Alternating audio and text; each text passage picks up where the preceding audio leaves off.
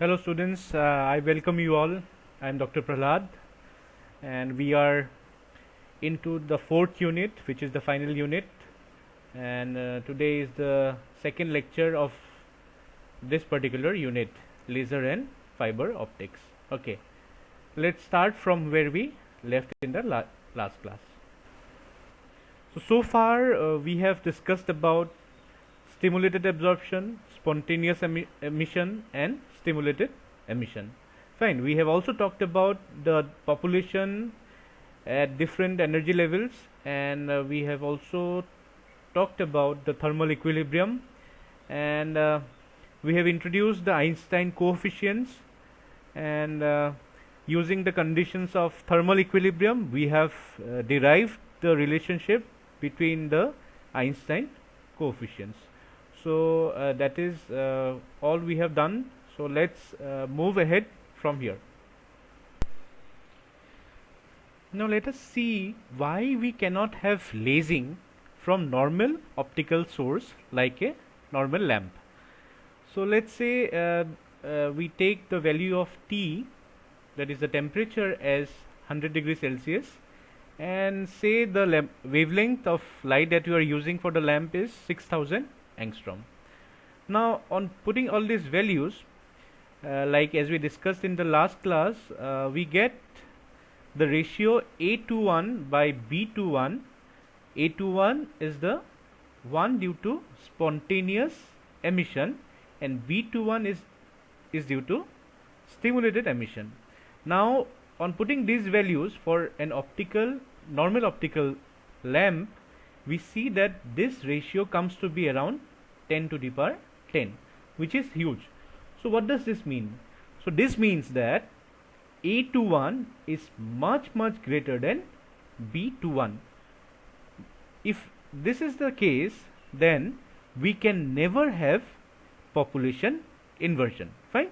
So when the atoms are in thermal equilibrium, the emission at optical frequencies is predominantly due to spontaneous transitions, and hence the emission from ordinary light sources is incoherent. So because in ordinary light sources my spontaneous emission is dominant over my stimulated emission. Okay, now from equation 8 in the last lecture, we can say that the coefficient B to 1 is inversely proportional to omega 3, implying that laser action would become more difficult as we go to higher frequencies.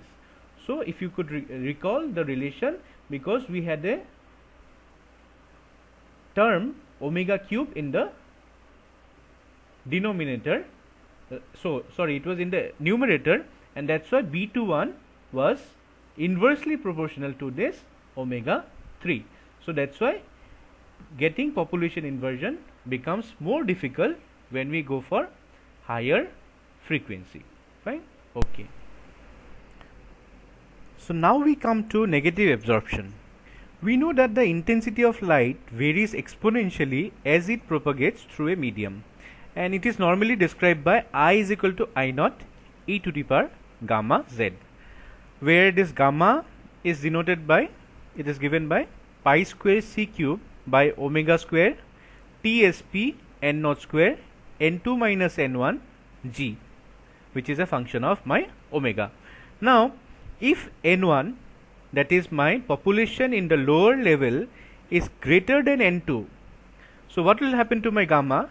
Gamma will be negative, yes, and hence the intensity will decrease. Now if n2 is greater than n1, what will happen to my gamma? My gamma will be positive this time, and hence the intensity will increase. So this is something that we need to really note. Now next comes the conditions for light amplification. As you can see here, if we take the ratio of stimulated transitions to spontaneous transitions, so these are both for emission processes. Now as you can see, this is equal to B to 1 N2 U omega, and for spontaneous transitions we can write as A to 1 N2. So these are for both emissions, and this we had already written in the last lecture. And N2 and N2 we can cancel, and finally what we have is B21 U omega by A21. Now if we take the ratio of stimulated transitions by absorption transitions, now B21, this is equal to, stimulated transition is given by B21 N2 U omega.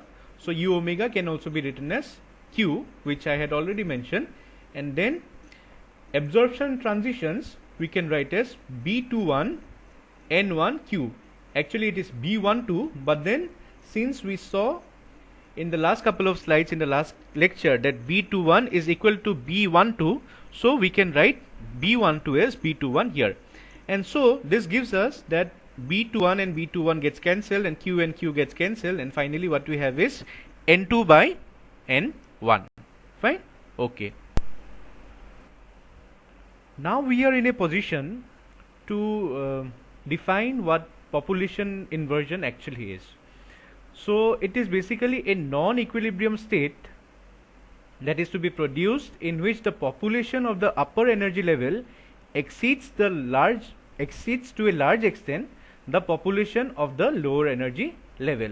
And when this situation occurs, the population distribution between the levels, the lower one and the higher one, that is E1 and E2, is said to be inverted, and the population is said to have gone into the state of population inversion. So initially for normal situations the lower level is highly populated, but in the case of population inversion the upper level is made more populated. So that is why it is known as population inversion, and this concept is very important in order to understand the lasing action. Fine? Okay. So by now we know that population inversion is an essential condition. Now how to achieve this population inversion? Now for realizing and maintaining the condition of population inversion, the atoms have to be raised continuously to the excited state. Only then we can say that we have population inversion, right? Now it requires energy to the system, that is to be supplied to the system. How do we supply this energy? The process of supplying energy to the medium with a view to transfer it into the state of population inversion is known as pumping. So we have to pump the active medium. Now in order to pump the system, the active medium, there are various techniques, and let us discuss a few of these techniques in the next slides.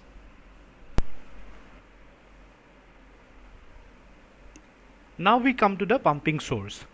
As already mentioned, there are various ways of various techniques to obtain population inversion in a laser system, and depending on the type of lasers we are using, so our pumping technique will also be different. And in solid state lasers we have something called optical pumping, and optical pumping is used in solid state lasers in which light source such as flash discharge tube is used.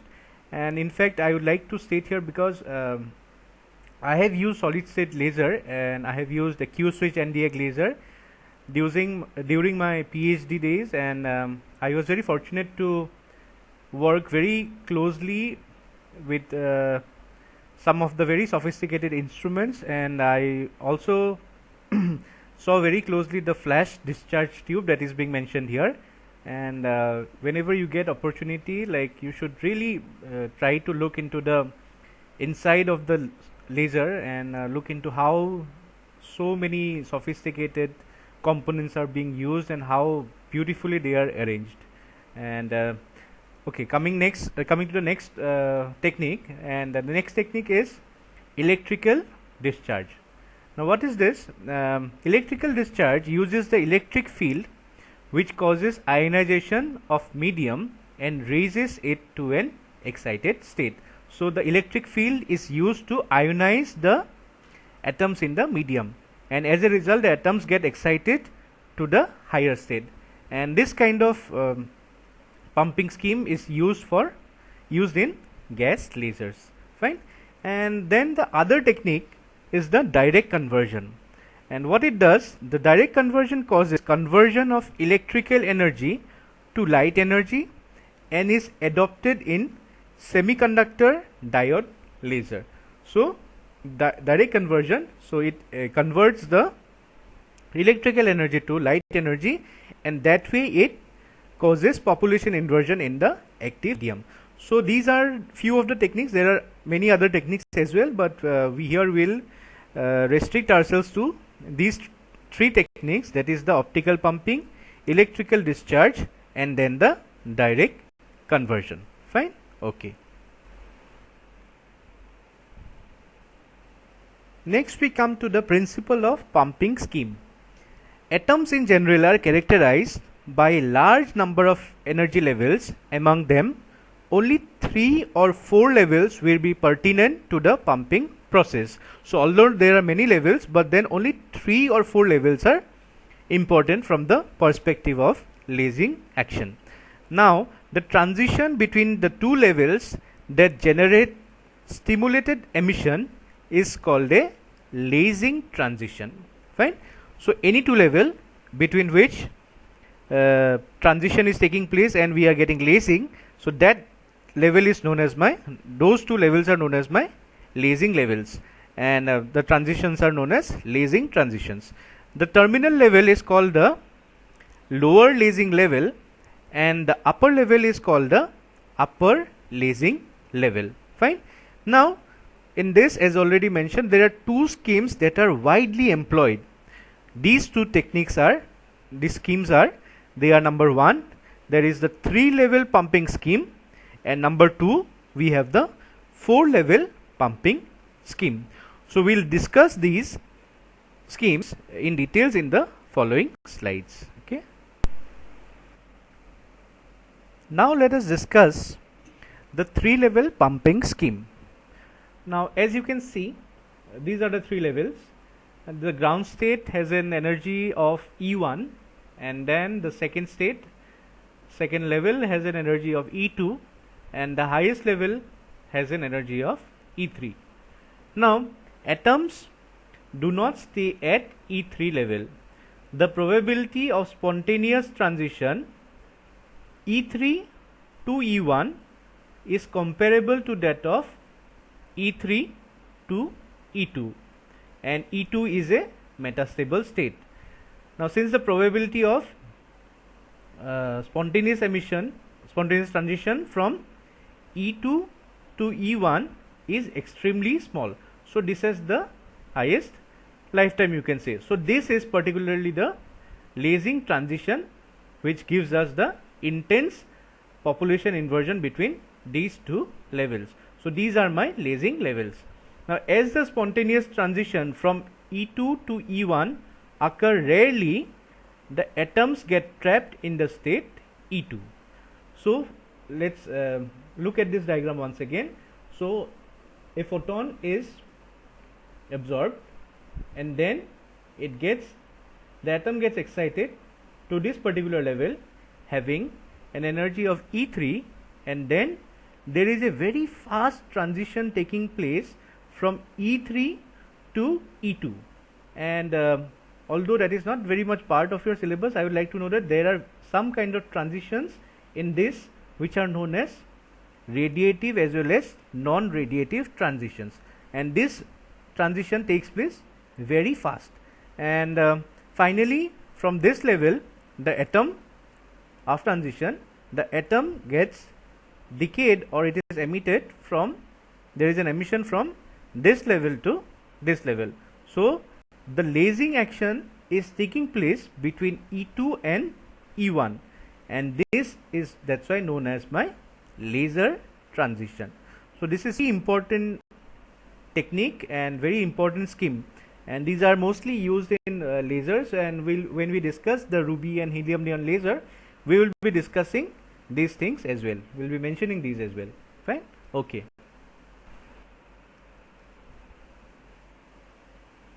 Now in this 3-level laser scheme, and the process continues because of pumping, and after a short time there will be a large accumulation of atoms at E2. So the pumping has to be continuous. Only then we will have higher population in level E2. So there is large accumulation of atoms at E2. That means we have population inversion. That is, E2 level has more atoms than my E1 ground level. Fine. Now, when more than half atoms accumulate at E2, the population inversion is achieved between the states E1 and E2. Fine. Because from the ground state, so at least more than half of the atoms, they need to be accumulated at the level E2. Only then we can say that there is a population inversion taking place between the levels E2 and E1. Fine. So remember that there needs to be more than half atoms accumulating, half of the total number of atoms accumulating at the higher level lasing point level, that is E2. Fine. Now the photon energy is how much? The photon energy of lasing is h nu is equal to E2 minus E1, and it can be triggered, it can trigger stimulated emission of atoms at E2. Fine. Okay. Now we need to note this point. In this type of scheme, the terminal state of the laser transition is simultaneously the ground state.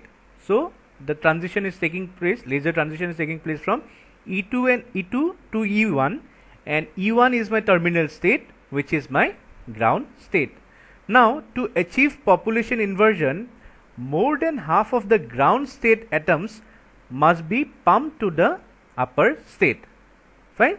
So that is, more than half of the atoms needs to be pumped to the higher state. Only then we will have the population inversion. Therefore, a very high power is required in this type of pumping scheme. So that we can say that that is a kind of demerit associated with 3-level pumping scheme, because my terminating or the terminal state of laser transition is my ground state. So in order to obtain population inversion, so lot of power has to be pumped into the system. So this we can say is a demerit associated with 3-level pumping scheme. But for that we have something called 4-level system. Let's look into the 4-level pumping scheme. Okay. So now we come to the 4-level pumping scheme. So we saw that in 3-level pumping scheme, the demerit was that the lower level, that is the ground level, is my terminal level for the lasing transition, right? So as a result, we had to put in lot of power to pump the system. But that's why we have something called the 4-level pumping scheme. You see that in this scheme, so there is this is the lowest level 1, this is 2, 3 and 4 level. Fine. Now we use a pumping source to pump the atom from here to here, that is from level 1 to level 4, and then from level 4 a very fast radiation-less decay occurs. So this transition is very fast. Transition from E4 to E3 is very fast, and then from level E3, that is level 3 to level 2, we have our lasing transition. Fine. So we see that the terminal level is not the ground level this time. So as a result, we do not have to put in lot of power in pumping the system. Fine. And this is my laser transition from level 3 to level 2. And once the atom is here, so we already have lasing taking place here, and then there is fast decay from level 2 to level 1, and this transition is also non-radiative transition. Fine. So this is the basics of basic of the 4-level pumping scheme. So E4 to E3, this one is there is a rapid, this is very fast. From E3 to E2 we have the laser transition, that is my stimulated emission, and from E2 to E1 we have our non-radiative transition, which is again very fast. So as a result, we see that 4-level system or 4-level pumping scheme is preferred over the 3-level pumping scheme. But then still 3-level schemes are also used because it also has got certain advantages. Fine. Okay, let's move ahead. Now we directly went to 3-level system pumping scheme and 4-level pumping scheme. Fine. Now the question is, why did we not discuss about the 2-level pumping scheme? Is it not possible or is it possible? So in order to answer this, I would request you to take this up as a self-study topic. Fine.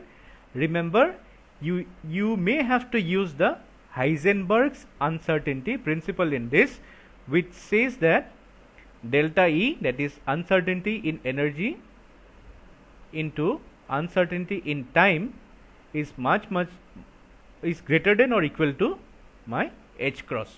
H is my Planck's constant, and H cross is H by 2 pi. So that is it.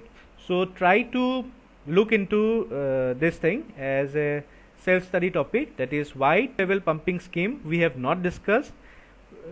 Try to find out whether it is possible and whether it is not possible. So I leave that to you as a self-study topic. Fine. Okay, so far what we have covered in this class, in this lecture we have covered the conditions for light amplification, and then we have discussed in details about the population inversion taking place between the lasing levels, and then we have also discussed the pumping schemes and how are the different pumping techniques used to obtain population inversion, and we have discussed in details about the 3-level and 4-level pumping schemes. And with that we end this lecture, and the next topic on optical resonators will be taken up by Dr. Anup Sanchela. Fine. So let me know if you have any doubts. You can directly get in touch with me. Fine. You can also post your questions on the Google Classroom, or you already have my number, so you can contact me as well. Fine. Okay, all the best. Thank you so much.